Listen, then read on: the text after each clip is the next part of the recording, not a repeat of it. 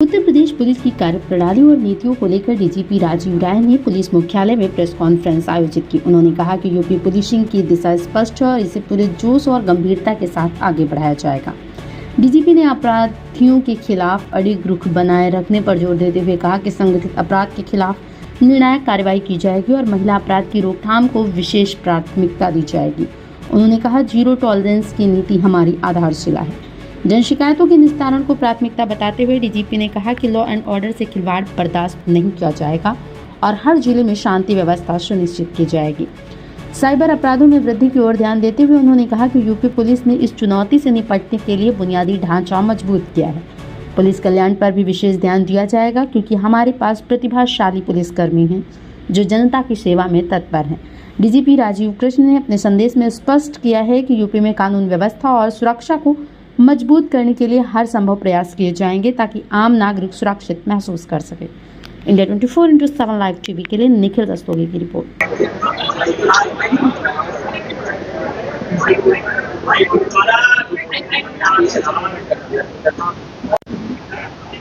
विश्व के इस सबसे बड़े पुलिस बल की नेतृत्व प्रदान करते हुए मुझ पर विश्वास जताने के लिए मैं माननीय मुख्यमंत्री श्री योगी आदित्यनाथ जी का हृदय से आभार व्यक्त करता हूं।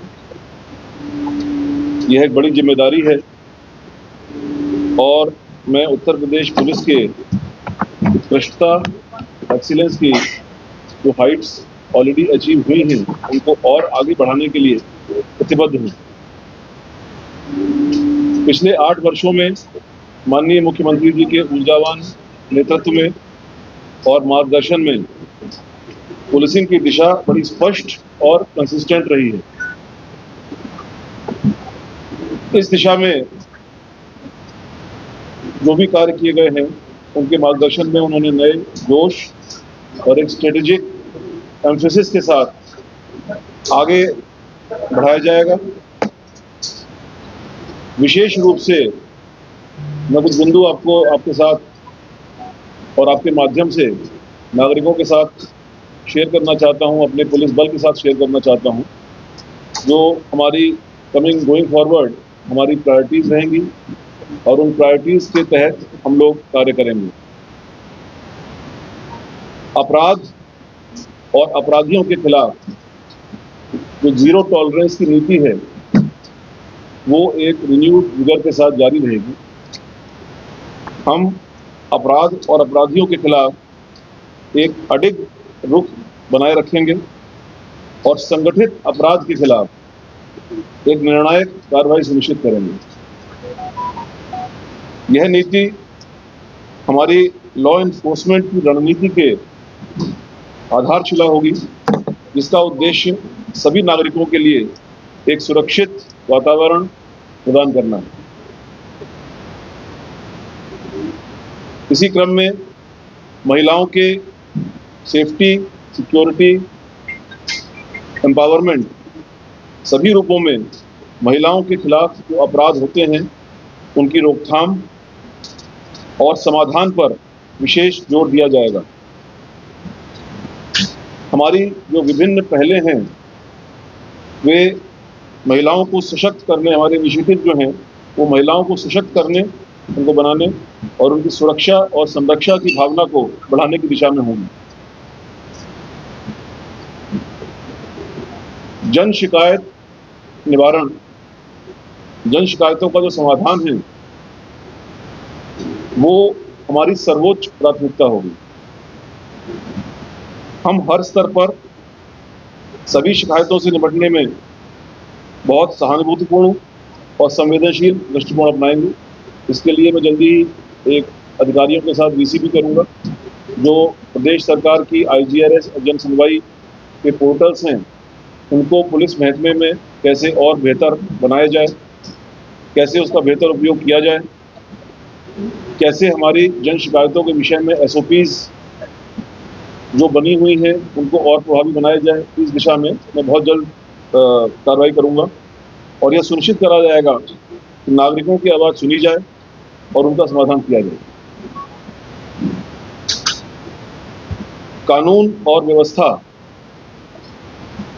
को बिगाड़ने की कोशिश करने वाले किसी भी व्यक्ति के प्रति बिल्कुल भी सहनशीलता नहीं बरती जाएगी।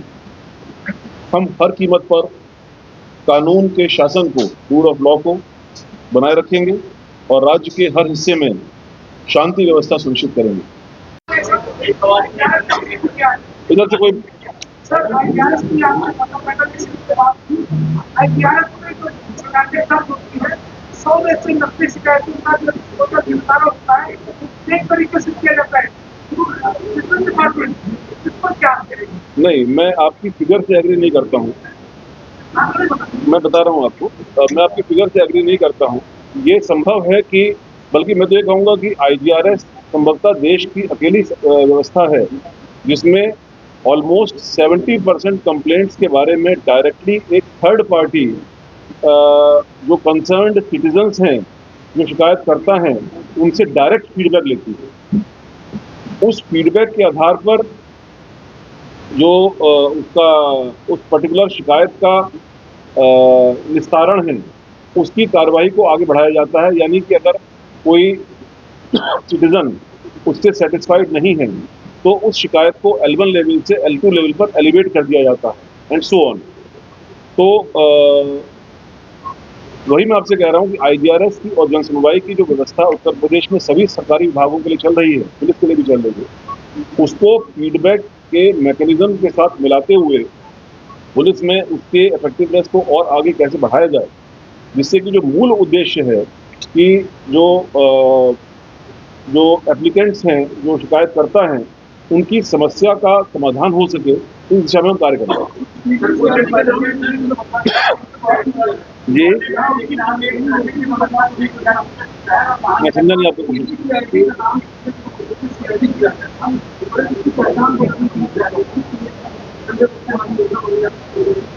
मुझे चेक करना पड़ेगा, इस बारे में मैं नहीं पता।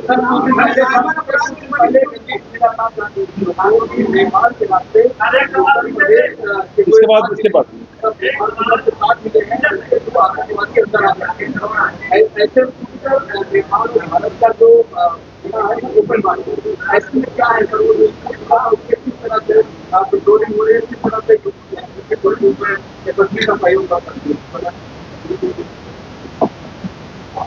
सभी फोर्सेस, प्रदेश की भी और केंद्र की भी, वो एक ही उद्देश्य, एक ही कॉमन उद्देश्य के लिए आगे बढ़ती हैं। क्योंकि मैं बॉर्डर गार्डिंग में पहले रहा हूँ, बीएसएफ में रहा हूँ, 5 साल रहा हूँ, और बीएसएफ में एज आईजी ऑपरेशंस पूरे इंडो पाकिस्तान बॉर्डर और पूरे इंडो बांग्लादेश बॉर्डर का जो दायित्व है वो मैंने देखा है। उसी क्रम में मैं जानता हूँ कि बॉर्डर गार्डिंग फोर्सेस का रोल कितना इम्पोर्टेंट है। नेपाल बॉर्डर पर एसएसबी लगी हुई है, उनको दायित्व है उनका, और डेफिनेटली जो लोकल पुलिस है, स्टेट पुलिस है, उनके साथ उनका समन्वय जितना बेहतर होगा, उतना ही बेहतर ढंग से इंटेलिजेंस कलेक्शन की कार्रवाई होगी, उतने ही बेहतर ढंग से ऑपरेशन लॉन्च किए जा सकेंगे और उतने ही बेहतर ढंग से उन उद्देश्यों की पूर्ति की जा सकेगी जो बता रहे हैं। तो I am quite sure it is already good. जहाँ जहाँ पर लैक्यूना होंगे उनको दूर किया जाए। एक रुपये चलिए,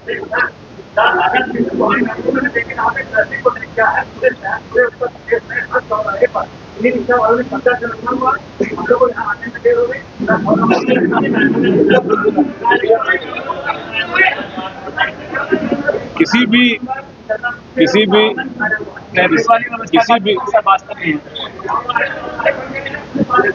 भी लिस्ट में अगर 5 पॉइंट आते हैं, इसका मतलब ये नहीं है कि छठा पॉइंट प्राथमिकता नहीं। To answer your question, traffic always has been a priority for police, because police ही एक ऐसी संस्था है जो ट्रैफिक के संचालन को सुव्यवस्थित करती है।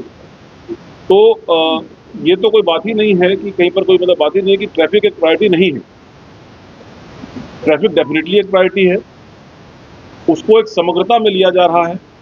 उस समग्रता में रोड इंजीनियरिंग, उस समग्रता में टेक्नोलॉजी का समावेश। आज से अगर आप 8 साल पहले लखनऊ में चलते होते, मैं यहाँ पर 2007 में एसएसपी था, तो उस समय मेरे ख्याल से जो ट्रैफिक लाइटों की संख्या थी, आज उसमें कम से कम 20 गुना बढ़ गई है।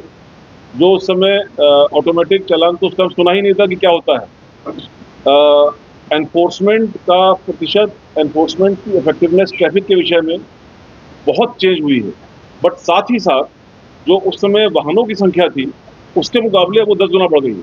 तो चैलेंजेस भी बढ़े हैं, टेक्नोलॉजी भी इम्प्रूव हुई है, उस टेक्नोलॉजी को इम्प्लीमेंट भी किया गया है और यही प्रक्रिया जारी रहेगी। सर, अब आगे विजिलेंस के साथ ये भी जिम्मेदारी आपके पास आ गई है। विजिलेंस तो सीधे जो फूड ट्रैक पर तो थोड़ी बहुत भ्रष्टाचारी उनमें राहत की प्राप्त हो जाएगी, अगर कुछ मामला हल्का हो जाए। आई होप कि ना हो, और आई एम कॉन्फिडेंट कि वहाँ पर एक जो सिस्टम सेटअप हो गया है, जो हमारे अधिकारी वहाँ पर हैं। देखिए, I always believe in system building. उसमें इंडिविजुअल का रोल इम्पोर्टेंट होता है, लीडर का रोल इम्पोर्टेंट होता है, नहीं होता है, लेकिन अगर लीडर के जाते ही वो सिस्टम बिगड़ जाए तो मैं उसको मानता हूँ कि वो सिस्टम आपने मजबूत नहीं किया। तो विजिलेंस का system to that extent is quite robust now. जो वहाँ के अधिकारी हैं वो लगातार ये सब कार्य उसी उत्साह और उसी डायरेक्शन में करते रहेंगे जिस डायरेक्शन में पिछले 1-1.5 साल में उन्होंने किया है। एंड जहाँ तक संख्या की बात है, आई एम कॉन्फिडेंट कि ज़्यादा केसेस ट्रैक के होंगे और उनको राहत नहीं मिलेगी। देखिए, साइबर क्राइम एक बहुत ही कॉम्प्लिकेटेड और टेक्निकल विषय है, और जो आपने स्पेसिफिक क्वेश्चन पूछा है कि रिकवरी का परसेंटेज कम होता है, उसका कारण ये है कि कई बार क्या अधिकतर बार, मेजॉरिटी ऑफ द केसेस में मनी का ट्रांसफर इलेक्ट्रॉनिकली इतना फास्ट होता है कि पुलिस को सूचना देने से पहले ही मनी जिसको आपके वॉलेट से या किसी और माध्यम से निकाला गया है, वो जिस वॉलेट में जिस अकाउंट में पहुंचा है वहां से भी आगे निकल चुका होता है। और यही कारण है कि इस पर्टिकुलर डायरेक्शन में बैंकों के साथ मिलकर के, फाइनेंशियल इंस्टीट्यूशंस के साथ मिलकर के, आरबीआई की गाइडलाइंस के साथ और केंद्र सरकार ने ऐसे टेक्नोलॉजिकल प्लेटफॉर्म बनाए हैं जिसमें कि कोई भी मनी का ट्रांजैक्शन होते ही आपके मोबाइल पर उसकी सूचना आती है और उस सूचना के आधार पर आप ये निर्णय ले सकते हैं कि वो ट्रांजैक्शन आपने खुद किया है या किसी और ने किया। ये इसी कारण से होता है कि मनी का ट्रांजैक्शन इतना फास्ट होता है कि उसको कन्वेंशनल वे में मुलजिम को पकड़ करके रिकवरी करना ऑलमोस्ट इम्पॉसिबल होता है। तो इन सभी एस्पेक्ट्स के बारे में लोगों में अवेयरनेस लाना बहुत जरूरी है। मैंने अच्छे खासे पढ़े लिखे लोगों को देखा है जो अभी भी इतने सारे अवेयरनेस कैंपेन्स के बाद, मीडिया में बार बार अवेयरनेस कैंपेन चलाई जाती है, आप लोग चलाते हैं, सरकारें चलाती हैं, NGOs चलाते हैं, इसके बावजूद भी अभी भी अननोन नंबर से मैलिशियस लिंक को क्लिक कर देते हैं और अपने फ़ोन को या अपने इक्विपमेंट को एक तरह से बंधक बना देते हैं। तो अवेयरनेस एक बहुत इम्पॉर्टेंट पार्ट है कि किस तरीके के नए नए मॉडस ऑपरेंडी आ रहे हैं सामने। उन मॉडस ऑपरेंडीज के बारे में जो ग्राहक हैं, कस्टमर्स हैं, सिटीजन्स हैं, बच्चे हैं, उनको जानकारी हो और सबसे पहले वो अपने आप को सुरक्षित रखें और जो हमारी व्यवस्था है वो इस प्रकार की हो कि जो आपने बात उठाई है उसमें हम कम से कम समय में वो मनी रिकवर कर सकें। तो एक ये कॉम्प्रिहेंसिव प्रोग्राम है, एक सिंगल इंसिडेंट बेस्ड नहीं। ग्राउंड फ्लोर पर जो हमारा तमाम ऑफिस के साथ साथ जो पब्लिक ग्रीवियंस वाला सेल है वहाँ पर मैंने भ्रमण किया था और इस विषय में जो आपका कंसर्न है उसी कंसर्न को सबसे ऊपर रखते हुए हमको इंटरनली अपनी व्यवस्थाओं में, डीजी ऑफिस की व्यवस्थाओं में क्या चेंज करना है उसके बारे में चर्चा की थी। उसको हम लोग विदिन 1-2 डेज फाइनलाइज कर लेंगे और सभी से जो कंसर्न स्टेक होल्डर्स हैं उनसे डिस्कस करने के बाद में, एंड आई एम श्योर कि कम से कम डीजी ऑफिस की अगर आप चर्चा कर रहे हैं, बात कर रहे हैं, तो यहाँ पर जो कंपोनेंट्स हैं उनके रिस्पांस, उनके प्रति, उनकी कंप्लेंट्स के प्रति रिस्पांस में you will see a qualitative change. Sir एक सवाल देखिए सर, आप 2007 में लगभग SSP भी रहे हैं और बड़ी घटनाएं जो होती थी, मीडिया आपके पास आती थी, फाइट लेने आप सारे सवाल के जवाब देते थे। आज स्थिति जो हो गई है, लखनऊ की अगर बात करें, लगातार क्राइम के अगर मीडिया पत्रकार वहाँ होते हैं, तो जो डीसीपी होते हैं वो माइक या तो हटा देते या तो बोलते हैं कि हम इसका वर्जन नहीं देंगे, आप बात में दीजिएगा, बात में डिवाइड जारी कर देंगे। अभी जल्दी एक आदमी का एनकाउंटर बताऊँ कि मीडिया ने संभाल रखा, तो वहाँ के जो डीसीपी थे उन्होंने कहा कि अनट्रेन सवाल, उनका सवाल भी रहता था कि हमने अपराधी से जो है इनाम होती थी, पता नहीं सवाल पूछा। तो कई ऐसी घटनाएं हैं रात में, देखिए हम लोगों का भी ये होता है कि अगर हम आईडी लेके जा रहे हैं, माइक लेके जा रहे हैं, चाहे लोग 10 लाख पैसा देते हैं, वहाँ पर हम भी चाहते हैं कि अपनी आईडी लगा के हम आपसे सवाल पूछते हैं, वो आप हमारी आईडी लगा देते हैं। सर, इस तरह की स्थिति जिले से लेकर लखनऊ में बनी। सर, क्या इसके लिए कुछ करेंगे? मैंने पहले ही कहा कि देखिए आपका कार्य एक बहुत ही इम्पोर्टेंट कार्य है और पुलिस के कार्यों के साथ काफी जुड़ा हुआ है। आपके प्रोफेशनल रिक्वायरमेंट्स जो हैं कि आपको नागरिकों तक जानकारियां, ऑथेंटिक जानकारियां, अथॉरिटेटिव जानकारियां भेजनी होती हैं, तो मैं समझता हूं कि that is an integral part of police work also. तो अगर कहीं पर कोई ऐसी चीज है तो विल एडवाइस।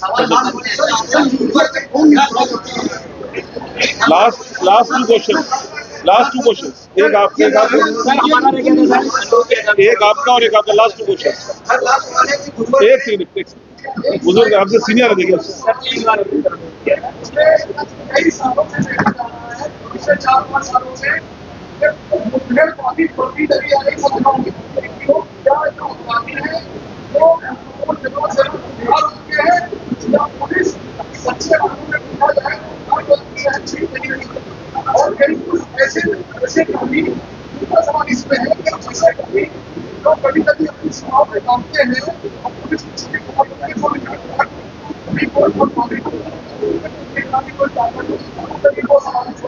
देखिए इस विषय पर समय पर मीडिया के माध्यम से और विभिन्न माध्यमों से सवाल पूछे जाते रहे हैं और ऐसे विषय कई सारे विषय ऑनरेबल कोर्ट्स में भी गए हैं।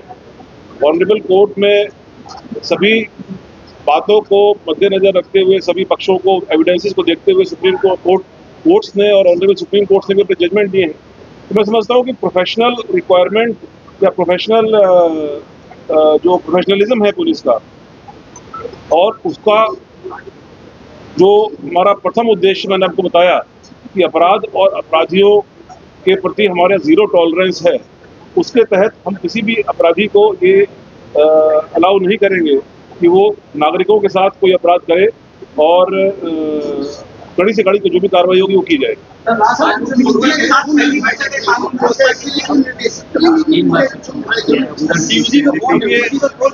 जनरल निर्देश है, निर्देश है। अब जैसे मैं आपको, जैसे लास्ट क्वेश्चन है, अब जैसे मैं आपको अपना एग्जाम्पल दे सकता हूँ। परसों को 8 बजे के आसपास मेरा आदेश हुआ और 8 बजे से लेकर के 10 बजे तक कम से कम 1,500 कॉल और 5-6 हज़ार मैसेज। अब वो ह्यूमनली पॉसिबल नहीं हो पाता, मतलब हर एक की अपने लिमिटेशन डेफिनेटली।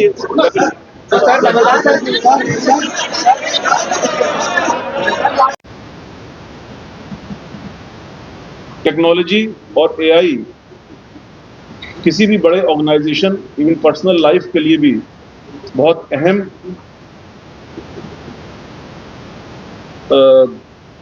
अवयव है, कंपोनेंट है। हमारे जो संचालन की दक्षता है, यानी एफिशिएंसी, हमारे काम करने की जो एफिशिएंसी है और जो प्रभावशीलता है यानी इफेक्टिवनेस है, उसको बढ़ाने के लिए हम टेक्नोलॉजी का और विशेष रूप से आर्टिफिशियल इंटेलिजेंस का व्यापक उपयोग करेंगे। इस दिशा में मैंने ऑलरेडी कई जगह पर काम किया है। मुझे थोड़ा आइडिया है कि ये टेक्नोलॉजीज़ को कैसे बेहतर तरीके से इस्तेमाल किया जा सकता है। एआई हमारे उद्देश्यों को लागू करने के लिए, ये जो पहले वाली 7 प्राथमिकताएं थी, इसके लिए जो प्रोसेसेस हैं वो मैं बता रहा हूँ आपको। एक तो प्रतिभा और विशेषज्ञता का उपयोग हमारे जो फोर्स में किया जाएगा और जो एआई और टेक्नोलॉजी है, इसको उपरोक्त उद्देश्यों की पूर्ति के लिए एआई एक गेम चेंजर साबित होगा, ऐसा मेरा विश्वास है।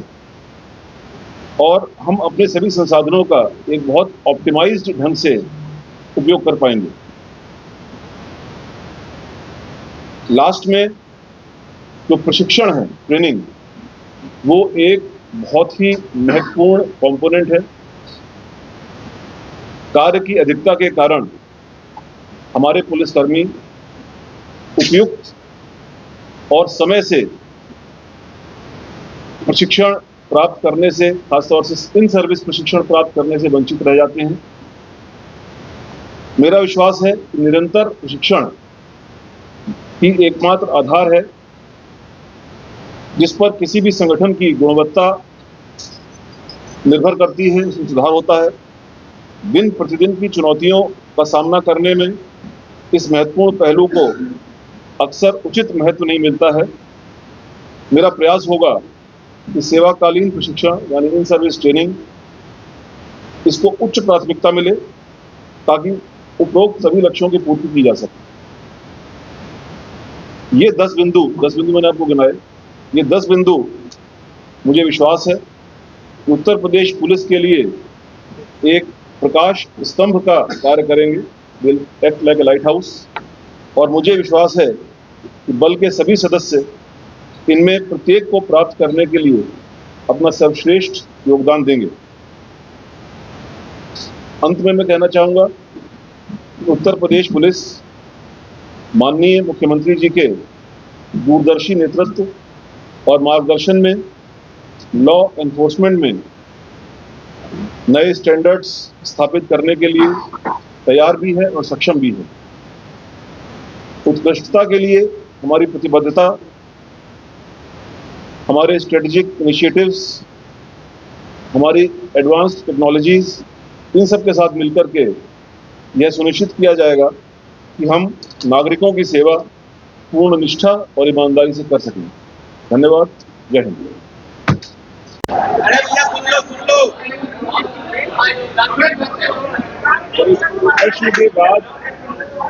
प्रश्न के बाद उत्तर को सुन लीजिए।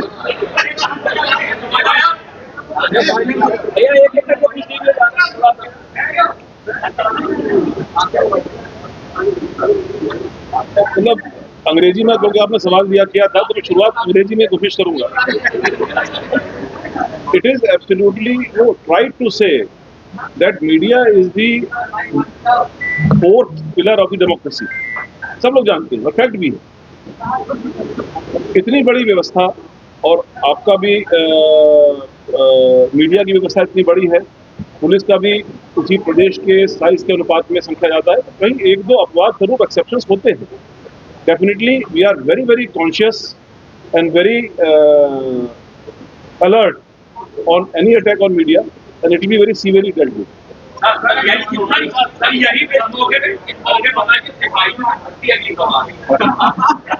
इसका विषय नहीं, बहुत जल्दी।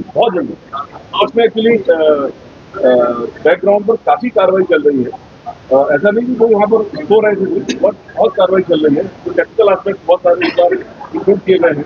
कुछ काफी से त्रुटियां आई हैं तो बहुत जल्दी होगा।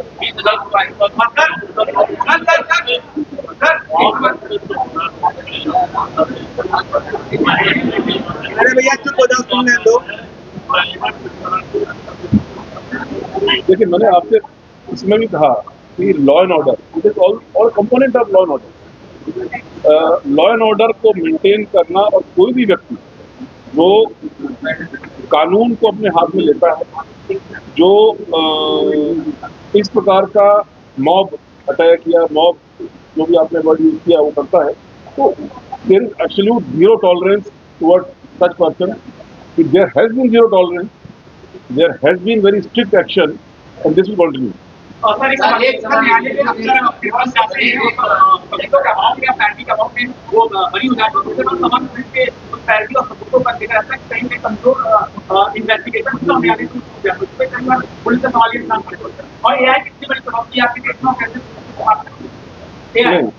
पहले तो अगेन मैं आपके आंकड़े से सहमत नहीं हूँ।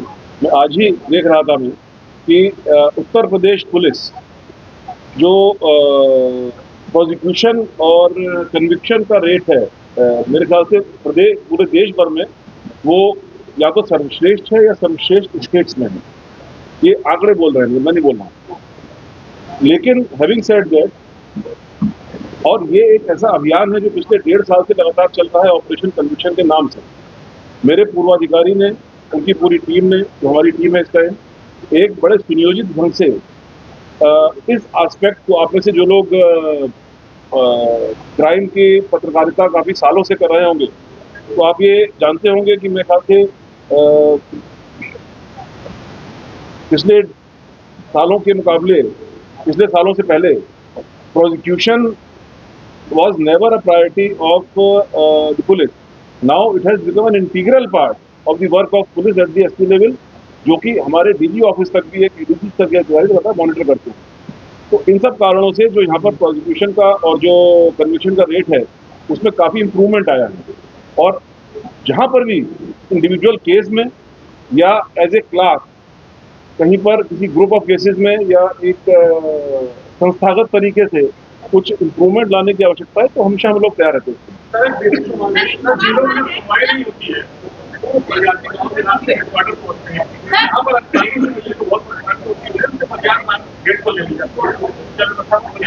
उत्तर प्रदेश से कई गिरफ्तारियां हुई, ordnance factory Agra, ordnance factory Kanpur, कई ऐसे काम करके आई है।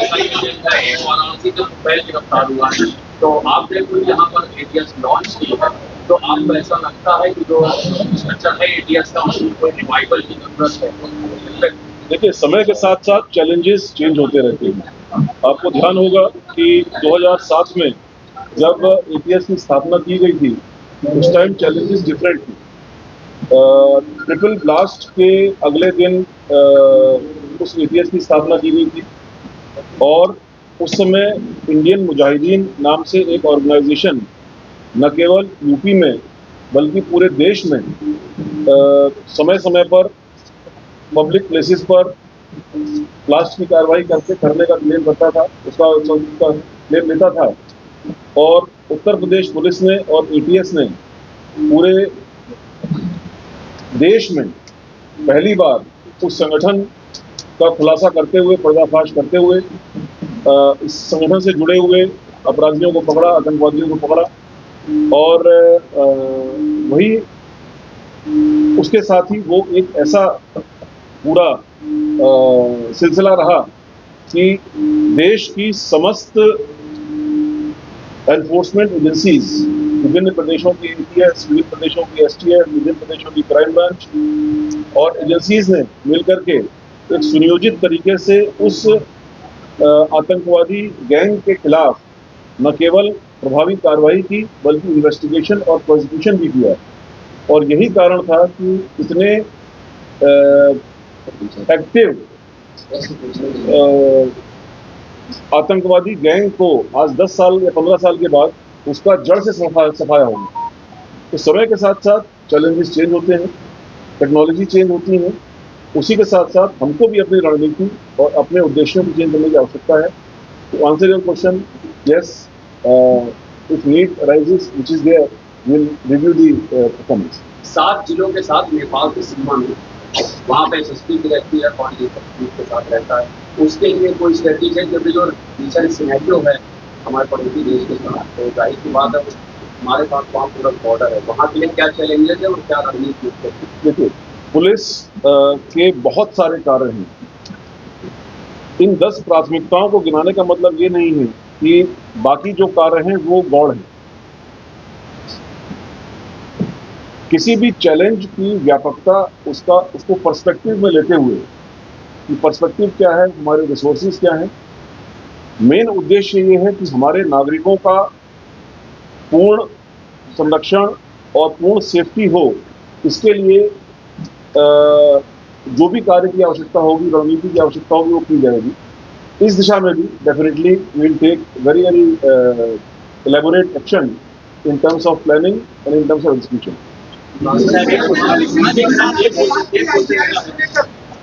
अपराध और अपराधियों पर रोक लगाने मीडिया एक सहयोगी जी, पूरे प्रदेश में पुलिस अधिकारियों और कौन नहीं बात है। अभी एक हफ्ता पहले पुलिस आई गेटर में था, मैं 3 दिन पहले समय लेके गया, मैं वहाँ 3 दिन था, ना उन्होंने समय दिया ना मिला, कहा अभी रुकिए ट्रेन पर। मैंने 1 हफ्ता में रुका रहा और मैं लखनऊ से नहीं बात लेकिन समझ नहीं बात इंडस्ट्री सिंह के ऑफिस से मुझे बुलाया ही नहीं गया। देखिए मीडिया का पुलिस के साथ बहुत ही महत्वपूर्ण रोल है। लेकिन फोन नहीं उठा। मैं आपका तो जवाब दे रहा हूँ। तो मीडिया के साथ अच्छे प्रोफेशनल रिलेशंस रखना न केवल पुलिस की नेसेसिटी है बल्कि उनके कार्य करने में एक महत्वपूर्ण पार्ट भी है। यदि कोई भी अधिकारी इस बात को न समझते हुए अपने कार्यशैली को आगे बढ़ाता है तो डेफिनेटली उस अधिकारी को एडवाइस भी किया जाएगा और आगे की कार्रवाई की जाएगी। पब्लिक को आपके माध्यम से और अब बाकी भी और चैनल्स हैं, बाकी भी माध्यम हैं, आपके सोशल मीडिया वगैरह माध्यम है, अपने किए जाने वाले कार्यों के बारे में बताना और पब्लिक की बातों को उन चैनल्स के माध्यम से सुनकर के उस पर आवश्यक कार्रवाई करना, दोनों ही पुलिस का एक इम्पोर्टेंट रोल में आता है। साथियों, साइबर अपराध विशेष तौर पर कोविड के बाद से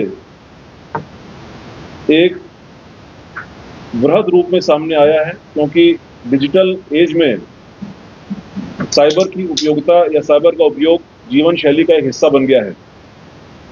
आप लोग भी पिछले 5-6 सालों में, जब से ये कोविड के महामारी आई थी, उसके पहले आम जीवन में डिजिटल टेक्नोलॉजी का उपयोग का प्रतिशत और उसके बाद डिजिटल टेक्नोलॉजी के उपयोग का प्रतिशत प्रत्येक व्यक्ति जानता है और उसी क्रम में साइबर अपराधों की संख्या में भी काफी इजाफा हुआ।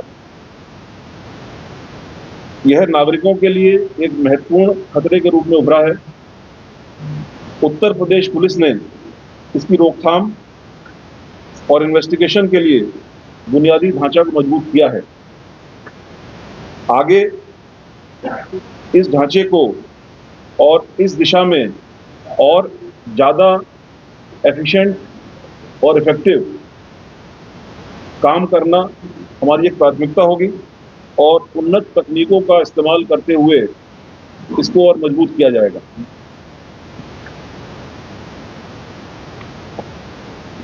पुलिस कई सारी सर्विसेज प्रोवाइड करती है जो ऑनलाइन या ऑफलाइन मोड्स के माध्यम से नागरिकों तक पहुंचती हैं। उत्तर प्रदेश पुलिस द्वारा दी जाने वाली पुलिस सेवाओं के दायरों और वितरण में और सुधार किया जाएगा। हम सुनिश्चित करेंगे कि हमारी सेवाएं नागरिकों की ज़रूरत के हिसाब से सुलभ हों और कुशल हों।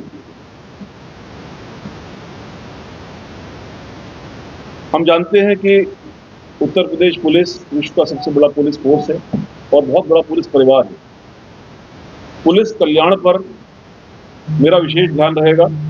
हमारे कर्मियों के काम को प्रभावित करने वाली प्रशासनिक और कल्याणकारी मुद्दों पर विशेष जोर दिया जाएगा। हम पुलिस कल्याण को प्राथमिकता देंगे और यह सुनिश्चित करते हुए कि हमारे कर्मी अपने कार्यों को करने में, अपने कार्यों को संपादित करने में मोटिवेटेड रहें, पुलिस कल्याण पर एक बुनियादी ध्यान दिया जाएगा।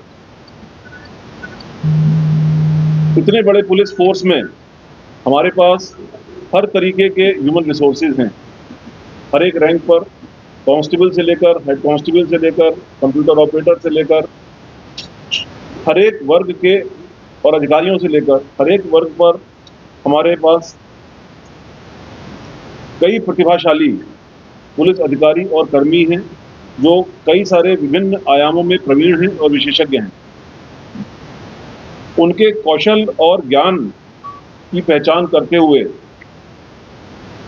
जो भी मैंने अभी तक 7 लक्ष्य बताए हैं, उन लक्ष्यों को और बेहतर बनाने के लिए ऐसे कुशल कार्मिकों का कैसे बेहतर उपयोग करें जिससे कि बल के अंदर एक उत्कृष्टता की संस्कृति, एक्सीलेंस जो है उसकी संस्कृति को बढ़ावा मिले, इस पर मेरा विशेष एम्फेसिस रहेगा।